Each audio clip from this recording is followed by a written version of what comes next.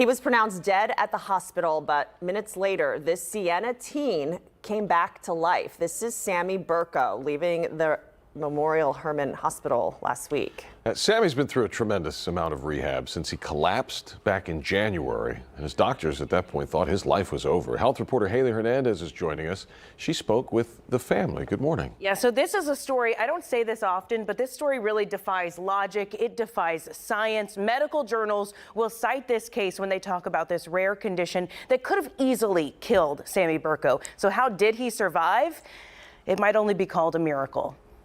It was supposed to be a normal meetup of teenagers at this gym, climbing, rappelling, socializing, and Sammy Burko wanted to go first. Rang the bell, made it to the top, and what we think happened was he looked down and at that moment had an adrenaline rush. Then his parents got a phone call nobody wants to hear. He didn't fall, but he's not breathing. They kept getting a pulse and losing it.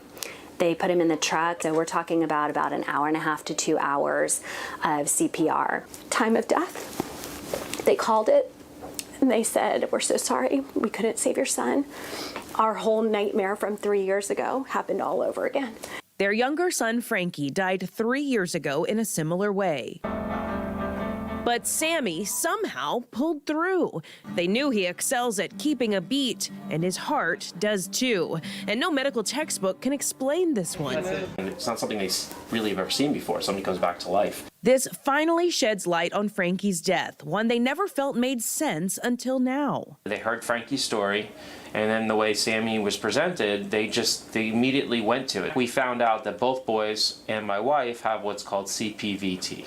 Catecholaminergic polymorphic ventricular tachycardia. I memorized it. CPVT is a rare condition that increases your heart rate and sometimes makes the heart stop altogether. Whenever he's excited by anything emotions or stressful, that can actually cause his heart to go into ventricular tachycardia, where it's just beating very fast and can't really pump blood to the rest of his body. Even though they identified that this rare condition runs in their family, it still doesn't explain how Sammy survived. He is definitely a miracle. He received over 2 hours of CPR total, and so that amount of CPR is just mind-blowing in itself, that he's able to sit here and talk with us. He'll be in medical journals for sure. They're researching our family, and it is such a rare disease that they're still learning more about it. While they work to potentially prevent this condition from fatally impacting other children, Sammy is putting in the work to reach his full potential. I'm working on a lot of strengthening as far as like upper bodies, because I have to use my upper bodies to do everything now. And then I'm also working on a lot of walking. I have to learn how to do it all the way by myself so that way I can live by myself eventually. And He's helping us get through this more than we're helping him get through it.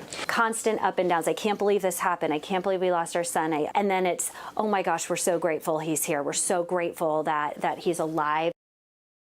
Yeah, and there's a lot more right now on click2houston.com. I've also put this article on my Facebook page so you can see more about when the parents talk about they realized they were witnessing something incredible. But like with so many patients that I meet, that therapy that's helping Sammy get stronger, it's going to be cut off by insurance eventually. So they're left with this, constant up and down, right? They're so grateful he's alive. Now they've got these financial challenges. They're still going through a lot. So if you'd like to help the Burko family, that link is also on the click2houston.com article. And yeah.